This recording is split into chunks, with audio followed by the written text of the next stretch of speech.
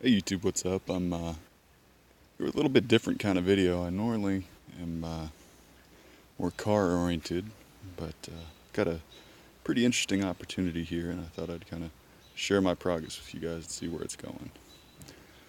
I just recently came into possession of this old Stihl 044. It came from a coworker of mine who was really fantastic sawyer and mentor, and he was moving out for a different position, and while he was cleaning out his house, he pulled out this 044 and gave it to me. Told me that it had blown up a couple years ago and it just needed a rebuild, and that it was actually the first saw that he ever purchased for himself whenever he got into sawyering. So it's got a little bit of sentimental value, but also a ton of practical value for me. And so I'm kind of just going through the steps of trying to get this sucker rebuilt. So first thing that I noticed, and I'm going to try and do this with one hand, but no matter how hard you pull on this pull cord, it's not turning over.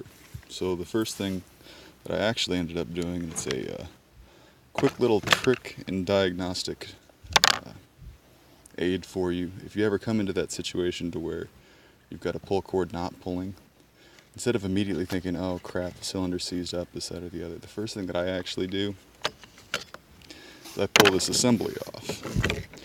A lot of times this cord will just get off the spool and wrap around and it'll bind up.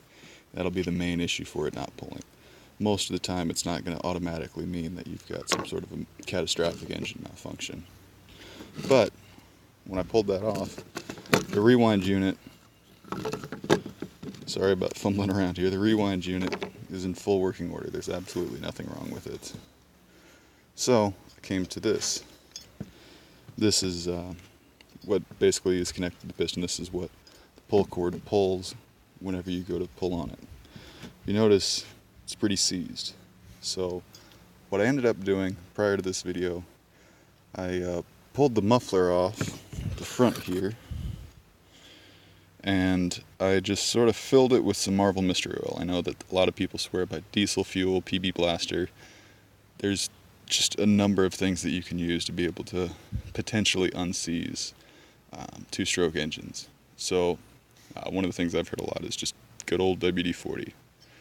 Well, I let that sit for about a week, and now, if you'll excuse the fingers and everything else, I'm trying to get this all into frame here. I can actually, if it'll do this, yep, I can crank that by hand, and you can see that the cylinder starts moving. This also now allows me to see what the real issue is. Now I don't know if you can see it because it's kind of bright, but in there's a, I'm trying to adjust the lighting here for you guys. There's a giant chunk out of the cylinder head there, which kind of makes sense when he said the saw blew up. So that whole piece came out, which means that obviously the cylinder's no good, but the piston is no good. But I can pretty much guarantee you that the jug or cylinder head on this is also not going to be any good. So let me just set that down here. What I've got to do next is I'm going to pretty much just have to pull every little bit and piece off of this, pull the actual jug off of where it rests there. And the issue that I ran into is that my Stihl scrench with a T27 Torx, which is what you're going to need for pretty much any Stihl. I think Husqvarna also, they run a T27 Torx for almost all of their parts. So between just having that scrench and a, oh shoot, what is it? Like a 5/16 little, yep, 5/16 socket to get the carburetor off. That's pretty much all you need to completely disassemble these chainsaws. And to my knowledge, that also works with the newer 441s and most all Stihl chainsaws, except with a few of the smaller ones, they might actually use a T25. Don't quote me on that. I haven't run too many small chainsaws.